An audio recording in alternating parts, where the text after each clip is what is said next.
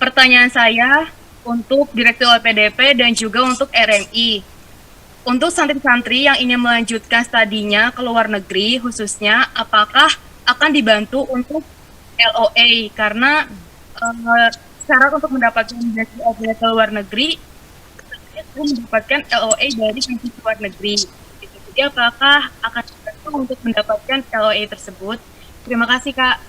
Baik, berarti pertanyaan dari Denny diajukan kepada Gus Rozin dan juga kepada Baik, Pak Rio. aku jawab ya untuk Denny. Jadi begini, LPDP itu hanya memberikan pendanaan atau funding untuk kalian. Mengenai sekolah, maka kalian harus mencari sendiri. Nah, ada masa usai dari funding itu. Ada istilahnya tuh apa namanya ya? Expiration date. Aku lupa tuh bahasa Indonesianya apa tuh ya. Masa keberlakuan. Jadi kamu harus bisa dapat sekolah dalam waktu 18 bulan sejak kamu memenangkan beasiswa LPDP. Gitu. Nah, sehingga yang melamar LPDP itu ada yang belum dapat sekolah sudah melamar LPDP, ada yang sudah dapat sekolah baru melamar ke LPDP. Jadi itu bebas saja. Tapi masa keberlakuannya adalah 18 bulan. Gitu ya. Baik, makasih. Saya adalah mahasiswa ongoing Magister Pendidikan Bahasa Arab di UIN Maulana Malik Ibrahim Malang. Sebelumnya saya sudah mendaftar akun LPDP karena saya ingin mencoba mendaftar beasiswa LPDP jalur afirmasi santri. Namun kemarin 2019 tidak ada jalur tersebut karena adanya pandemi. Dan di tahun 2020 dibuka kembali beasiswa LPDP, akan tetapi hanya ada 2 jalur saja. Dan 2 jalur tersebut tidak mungkin atau sulit bagi santri untuk menggapainya. Apakah untuk saya yang sedang ongoing mampu mendapat beasiswa LPDP melalui jalur afirmasi santri, Pak? Hal ini pasti dirasakan oleh semua santri yang mempunyai semangat menempuh pendidikan di perguruan tinggi, dan kemarin setelah saya dinyatakan lulus di Pascasarjana UIN Malang, terpaksa kita harus mencari utangan untuk membayar biaya awal masuknya, Pak.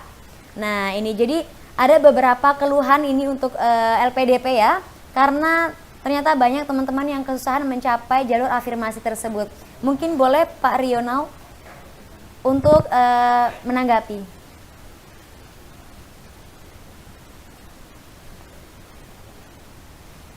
Pak, ini saya.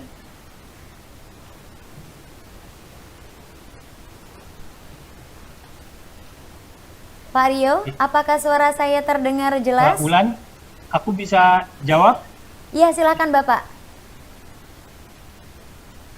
Ya. Baik, tadi pertanyaan yang disampaikan oleh Noval, betul bahwa karena COVID kita tidak melakukan rekrutmen normal.